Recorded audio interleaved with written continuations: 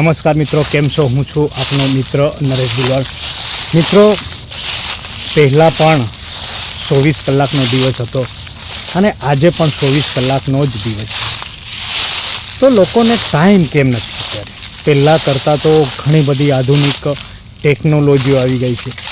પહેલાં તમને કંઈક વાત પહોંચાડવી હોય તો 10 દિવસ 15 દિવસ પણ લાગી જતા હતા. જે આપણે એક પત્ર લખીને પહોંચાડતા હતા ત્યારે લાગી જતા હતા મિત્રો, પણ અત્યારે જસ્ટ સેકન્ડોમાં પહોંચી જાય છે આપણો પત્ર, કેમ કે આ ટેકનોલોજીના આધારે.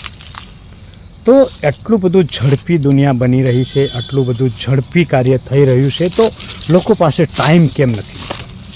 પહેલાં પણ ટાઈમ 24 કલાક જ હતા દિવસના, નાઇટ દિવસના, અને આજે પણ 24 કલાક જ છે મિત્રો. ક્યારેક એવું પણ તમે સાંભળ્યું હશે, તમે કોઈને ફોન કરો તો એ વ્યક્તિ કહેશે કે મારી પાસે ટાઈમ નથી. અત્યારે કેમ ટાઈમ નથી, આ પણ એક ખૂબ જ પ્રશ્ન મોટો છે દોસ્તો. તો સમજવા જેવી વાત છે.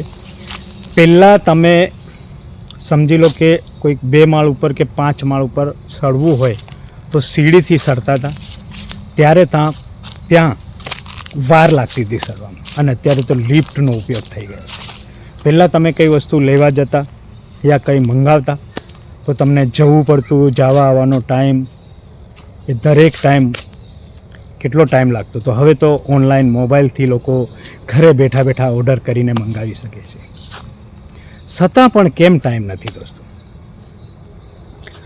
પહેલાંના જમાનામાં તમે કોઈને કંઈ વાત પહોંચાડવી હોય તો માણસ મોકલવા પડતા હતા યા પોતે જવું પડતું હતું, ત્યારે ટાઈમ હતો આપણા જોડે. પણ અત્યારે મોબાઈલ ફોનથી સેકન્ડોમાં વાત થઈ જાય છે, ત્યારે આપણી પાસે ટાઈમ નથી. પહેલાં કોઈને જોવું હોય તો 2 દિવસ 4 દિવસ લાગતા, યા ત્યાં જવું પડતું હતું. હવે 1 સેકન્ડમાં વિડીયો કોલ કરીને પણ વાત થઈ જાય છે દોસ્તો. પહેલાં કુટુંબોને ટાઈમ આપતા હતા લોકો.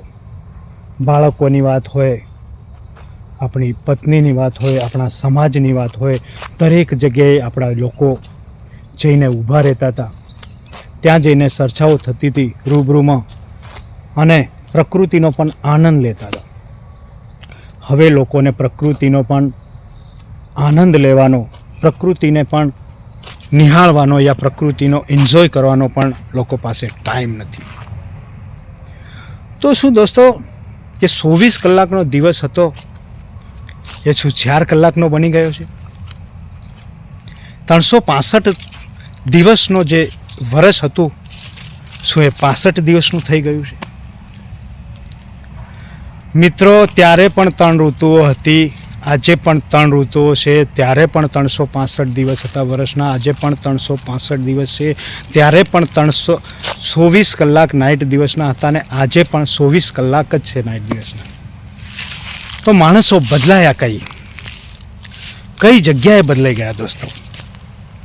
એ ખૂબ જ વિચારવા જેવી વાત છે મિત્રો. લોકોને કોઈને મળવામાં ટાઈમ નથી, કોઈની સાથે વાતોમાં કરવામાં ટાઈમ નથી, સમાજ માટે કંઈક કાર્ય કરવામાં ટાઈમ નથી, કુટુંબને સમય આપવાનો ટાઈમ નથી. પણ એ જ લોકોને, એ જ માણસોને IPL જેવી મેચો જોવાનો ટાઈમ નીકળી જાય છે, પિક્ચરો જોવાનો ટાઈમ નીકળી જાય છે, કોઈક પાર્ટીની મિટિંગોમાં જવાનો ટાઈમ નીકળી જાય છે, ગપ્પા મારવાનો ટાઈમ મળી જાય છે, ખોટી પંચાયતો કરવાનો ટાઈમ મળે છે, ત્યારે મોબાઈલમાં રીલો જોવાનો ટાઈમ મળે છે. તો આ દુનિયા કઈ દિશામાં જઈ રહી છે? પહેલાં મિત્રો, આપણા કુટુંબીજનોની વાત હોય, ભાઈઓની વાત હોય, આપણા ઘરના સદસ્યોની વાત હોય, ત્યારે દરેક લોકો સાથે મળીને જમતા હતા.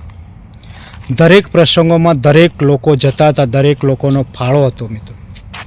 પણ આજે કેવું ચાલી રહ્યું છે? લોકોને લગ્નમાં આવવાનો ટાઈમ નથી, લોકોને સાથે બેસીને ખાવાનો ટાઈમ નથી, માણસને એના પરિવાર સાથે બેસીને પણ ખાવાનો ટાઈમ નથી. તો મને પર્સનલી એવો વિચાર આવ્યો દોસ્તો કે યાર, ટાઈમ તો એનો એ જ છે, કેમ કે હું પણ એ જનરેશનમાં જીવ્યો છું.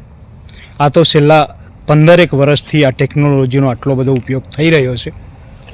15 યા 17-18 વર્ષથી સમજો, યા સમથિંગ 20 વર્ષથી વધુમાં વધુ.